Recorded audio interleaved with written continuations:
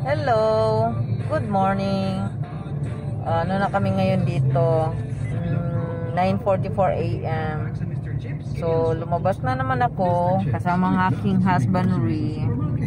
Ayan. Dahil pupunta kami sa Pag-ibig ngayon. Ano namin yung requirements para sa monthly amortization ng bahay namin sa Pag-ibig. Para magiging lesser na siya kasi dati ang binabayaran namin is nasa 7,800 a month. So ngayon nagiging may kasi silang promo na after 3 years na payment mo sa Pag-ibig, mula nung from the time na nag-umpisa kang magbayad, pwede ka nang yung payment sa monthly para bumaba siya. So ngayon, pero ngayon kasi di ba may 2 months na ang Pag-ibig na from April, pagka COVID, April, May, na hindi ka nagbayad, consider nila yon. So i-accumulate nila yan doon sa total amount nung bayarin mo sa bahay. Pwede nang bayaran, mag-extend ka lang ng 2 months din from the time na mag-end yung monthly amortization. Extend lang ng 2 months, ganon. Pero ngayon may payment, i-avail namin yan. Kaya yun ang pupuntahan namin ngayon. At the same time, pa-follow up ko rin kung paano maka-avail ng Pag-ibig yung OFW na mag-voluntary siya, kung magkano ang amount na babayaran niya every month, para sakali mang nagkaedad na sila, meron silang makuha or gusto nilang mag-loan ng bahay at na magstay sila for good sa Pilipinas. So ma-enjoy nila yung pagbabayad nila sa Pag-ibig, diba? Kasi ang naman kasi yun, shelter talaga importante eh. Hindi pwedeng nagtatrabaho ka, hindi mo isipin yung magiging bahay mo, kung saan ka magsesettle, ganyan. Kasi ang daming nag-abroad na umuupa pa rin eh. So make use of your opportunity na nakapag-abroad ka, i-invest mo agad sa bahay. Para sakali man anong mangyari, mayroon kang matitirhan, secure yung family mo.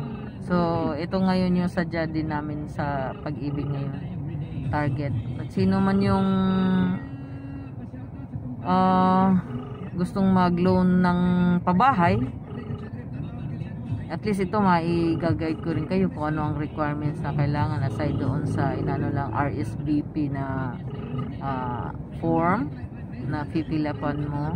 Pag abroad ka, OFW ka, pwede pa rin naman mag-SPA ka lang, special power of attorney, paano mo lang, tapos ka na representative.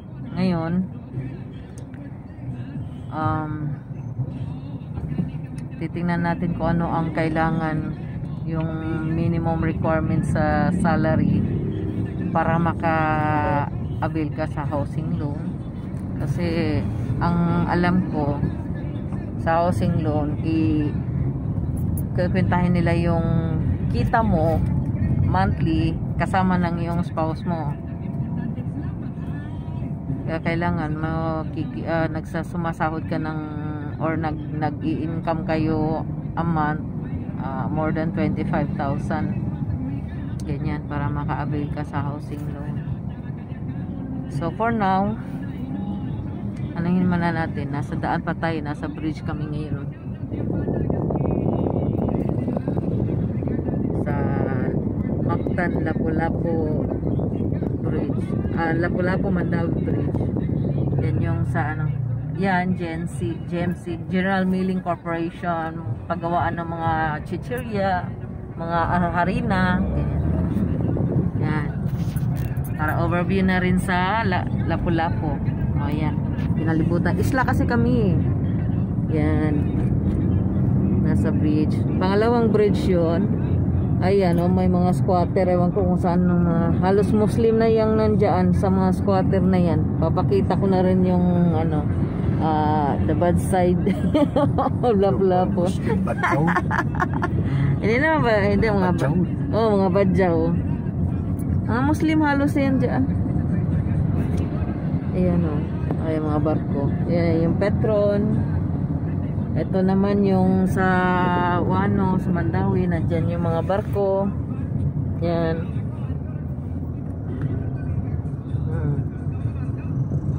Pinapalibutan.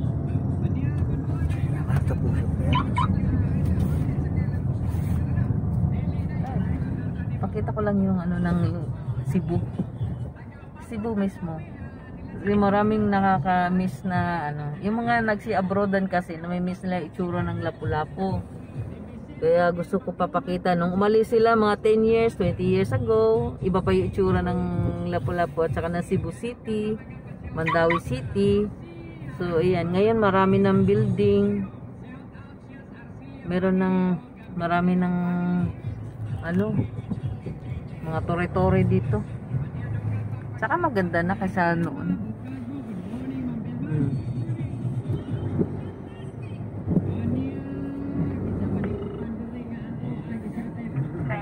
Joy.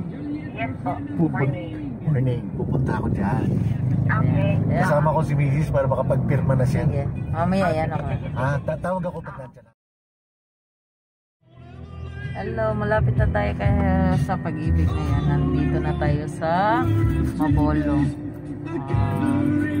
Cebu City na ito. So, papasok na kami ng Ayala. Papakita ko lang sa itsura ng Cebu. Ay, Cebu. Hindi. Cebu City ng ano pala. So, yun. Hawakan mo nga, Dad.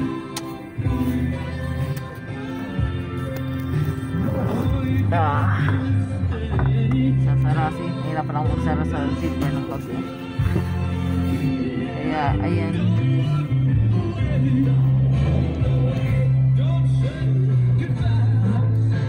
This is locked.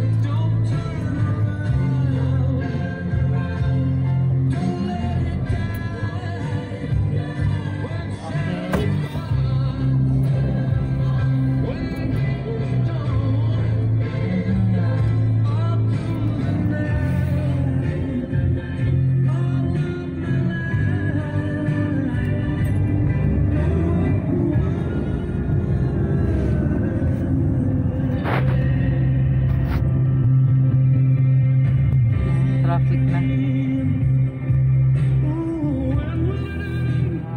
Sa normal kasi.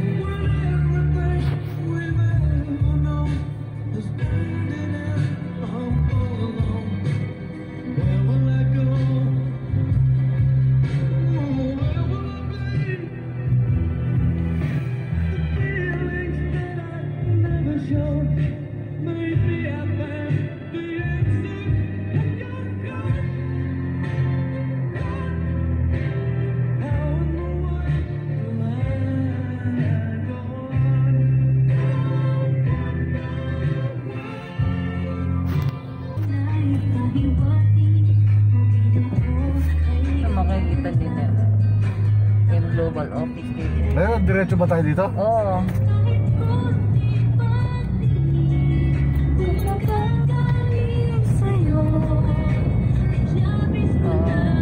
The Blunders. Yung global.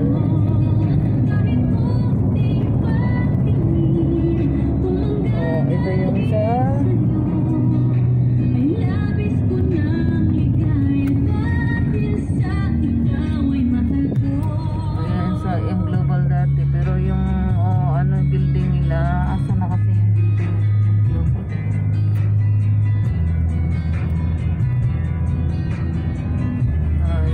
sa Keppel Tower.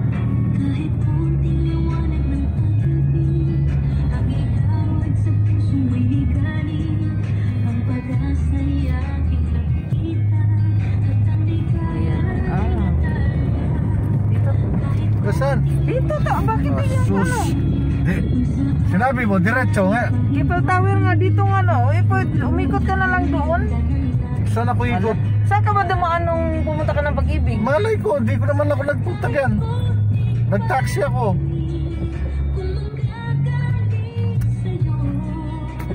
Hindi niya ka lang, umikot ka na lang dyan. Nasa nang, baka one way naman kasi dyan.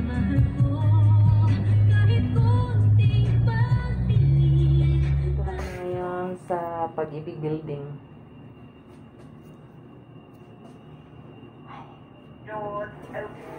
Third floor ito. Habang ng pila.